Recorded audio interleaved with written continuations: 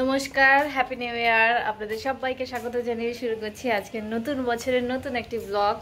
আশা করছি আপনারা সবাই যে যেখানে আছেন ভালো আছেন, সুস্থ আছেন। ঘড়িতে সময় এখন 11টা বেজে 57 মিনিট। তো আজকে সকালবেলা ঘুম থেকে উঠবো ভেবেছিলাম, সকালবেলা আর ওঠা হয়নি, কারণ আজকে বাইরে প্রচণ্ডই ঠান্ডা পড়েছে। আর ঘুম থেকে উঠে এসে আমি খাবারের বন্দোবস্ত করছিলাম। তো এখানে রুটি নিয়েছি, মা সকালবেলা আজকে রুটি করেছে। এখানে আমি 2টো রুটি নিয়েছি, আর এখানে আছে হচ্ছে মানে পেঁয়াজ, মরিচ আর রসুন কুচি করে নিয়েছি। এখানে আছে টমেটো কুচি, এটা হচ্ছে ধনেপাতা কুচি, আর নিয়েছি 2টো ডিম। এটাকে হচ্ছে এখন ভাজা করব। এখন ভাবছি ডিমটাকে ভেঙে একসঙ্গে ভাজা করব নাকি আলাদা আলাদা করে ভাজা করব, সেটাই বুঝে উঠতে পারছি না। আর আজকে প্রচণ্ড ঠান্ডা পড়েছে, প্রচণ্ডই ঠান্ডা পড়েছে। ওই যে পিছন থেকে বোনাকে দেখা যাচ্ছে, ও হচ্ছে এখন শুয়ে আছে। ও খেয়েছে, ও ঘুম থেকে উঠেই খেয়ে নিয়েছে, খেয়ে নিয়ে তারপর আবার শুয়ে আছে। আর ও কি রে, কি করছিস? কি আজকে আজকে নতুন নতুন বছরের প্ল্যানিং কি? কিছুই না, খালি ঘুমাবো। খালি ঘুমাবি? কেন?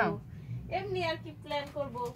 আজকে দুপুরবেলা আমাদের রান্না করতে হবে না। কালকে রাত্রেবেলায় আমি এত রান্না, সরি রাত্রেবেলা না, কালকে দুপুরে এত রান্না করে ফেলেছি, সেগুলোই এখনো পর্যন্ত আছে।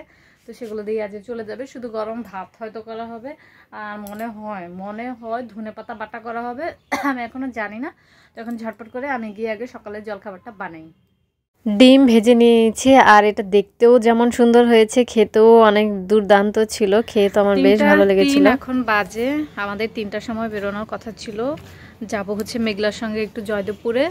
ও হচ্ছে একটা জামা বানাবে ওর বেবিদের জন্য, সেই জন্য কিছু কাপড় কিনবে, সেই জন্য আমাকে যেতে বলেছে। তো এখন আমি তো রেডি হয়ে গেছি, ও এখন আসেনি। এখন আমি ওদের বাড়ির ওইদিকে একটু যেতে থাকবো আর কি। আর বাইরে এত ঠান্ডা, ওড়না দিয়ে একদম মাথা টাথা পেঁচিয়ে নিয়েছি। বাপরে বাপ, এত ঠান্ডা লাগছে। তো যাচ্ছিলাম আমরা জয়দেবপুরে। আর এই যে আমাদের এখানে টুনটুনি পাখিকে দেখুন, দেখাই যাচ্ছে না, মানে বাইরে ঠান্ডা বলে ওকে মুখ টুক ঢেকে রেখেছে। আর ও একদম যেরকম রেখেছে সেরকমই ছিল, চেয়েছিল আর কি। আমি ভেবেছিলাম তো ও হয়তো ঘুমিয়ে পড়বে, দেখলাম যে না, অল্প একটু ফাঁকা ছিল, সেই ফাঁকা দিয়ে সুন্দর করে দেখছিল। এরপর আমরা চলে এসেছি বেশ কয়েকটা শোরুমে, বেবিদের ড্রেস দেখলাম, আসলে একটু আইডিয়া নেওয়ার জন্য যে কীরকম কি বানানো যেতে পারে জামা। তো এরপরে আমরা গজ কাপড় অনেক দেখলাম, কিন্তু যেরকমটা চেয়েছিলাম সেরকম কিছুই পাইনি।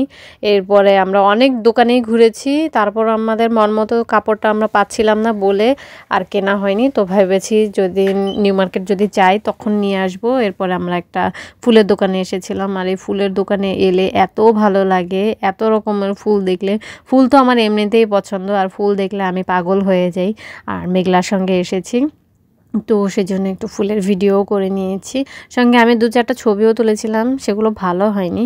এরপরে আমরা আরও একটা দোকানে এলাম। এই দোকানগুলোতে আগে আমরা প্রচুর আসতাম, যখন আমরা কলেজে যেতাম তখন রাস্তার সাইড দিয়ে আসতাম। আমার আসলে রোড সাইডে, মানে মার্কেট সাইড দিয়ে চলাফেরা করতে বেশ ভালো লাগতো, সেজন্যই আমি আজকে যতটা পেরেছি ঘুরে ঘুরে দেখেছি সবগুলো দোকান। আজকে বাইরে যে ঠান্ডা ছিল, আমি একটা স্যান্ডেল কিনে নিয়ে এসেছি, আর যে জন্য গিয়েছিলাম সেটা কিছুই করতে পারিনি, সেই কাজ করতে পারিনি, কারণ আমাদের যে মার্কেটটা আছে সেই মার্কেটে তেমন কোনো কাপড়ই খুঁজে পাইনি। তো মনে হচ্ছে যে একদিন ঢাকা যেতে হবে নিউ মার্কেটে গেলে আমি জানি অনেক বেশি অপশনও থাকবে, আর যেরকম চাইছি সেরকম পেয়ে যাব। তো কবে যাব জানি না। তো আমার তো দরকার ছিল না, অবশ্য আমারও যাওয়া লাগবে, আমারও একটু গজ কাপড় কিনতে হবে, কিন্তু হচ্ছে আমার বন্ধুরটাও দরকার ছিল। তো সেই জন্য আর কি আমি এই চটিটা কিনেছি। দেখাতে পাচ্ছি না তো। তো এই চটিটা কিনেছি, এরকম চটি আমি আগে অনেক পরতাম, গোল্ডেন কালারের ছিল, আছে এখনও, সেগুলো কলকাতায়। তো আজকে এটা কিনে নিয়ে এসেছি, এটা রানী গোলাপি ছিল। আর আজকে না বেশ কিছু কাপড়ও দেখে এসেছি, এত ভালো লাগছিল, মানে রানী গোলাপি কালারটা আমার এত চোখে পাচ্ছে কেন আমি জানি না। একটা কাপড় দেখে এসেছি, সেটাও রানী গোলাপি কালার ছিল, বেশ ভালো লাগছিল। তো এই জুতোটাই আমি নিয়ে এসেছি আজকে। কেমন হয়েছে অবশ্যই কমেন্ট করে জানাতে ভুলবেন না। আর ভাবছিলাম এখন খিদে পাচ্ছে, একটু ডিম ভাজি খাবো ভাবছিলাম, দেখি এখন গিয়ে ডিম ভাজি হয়তো করতে পারি। ড্রেস চেঞ্জ করে নিয়েছি, আর আজকে বাইরে যাওয়ার পর মনে হচ্ছে যে আমার ঠান্ডা লেগে গেছে, মানে বাইরে এত ঠান্ডা পড়েছে না, তো সেজন্য মানে নিঃশ্বাস নিতে কষ্ট হচ্ছে। তখন খিদে পাচ্ছে বলে আমি এখন হচ্ছে যে ফ্রেশ চিকেন একটুখানি ছিল সেটাকে বের করেছি।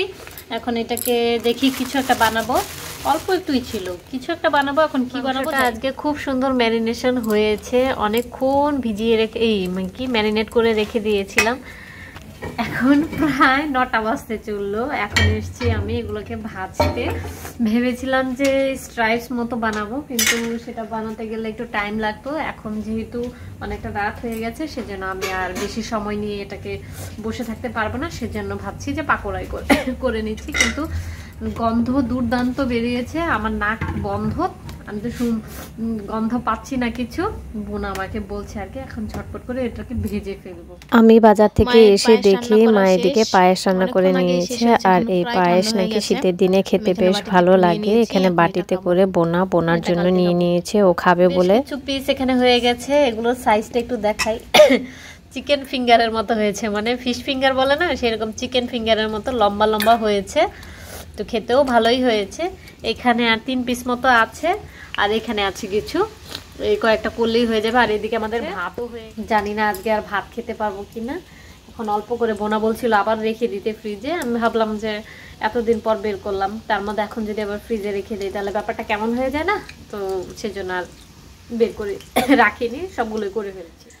চিকেন পাকোড়াগুলো মানে ফিশ ফিঙ্গারগুলো এত টেস্টি হয়েছে কি বলবো, মুখে দেওয়ার মাত্রই গলে যাচ্ছে। আজকের মতো মনে হয় আমি এত জুসি আর কোনোদিনও বানাতে পাইনি। তো এটা খেয়ে আমার মনে হয় না আমি আজকে আর ভাত খেতে পারবো, তাও ভাত খাবো। তো এটা খেয়ে আজকের ভিডিওটা আমি এখানেই শেষ করছি। যদি কিছু ভালো লেগে থাকে তাহলে অবশ্যই লাইক কমেন্ট শেয়ার করতে ভুলবেন না। দেখা হচ্ছে আপনাদের সাথে পরবর্তী একটি নতুন ভিডিওতে। ততক্ষণ পর্যন্ত আপনারা সবাই ভালো থাকবেন, সুস্থ থাকবেন। Tata, good night, bye. আবার যেন দেখা পাই।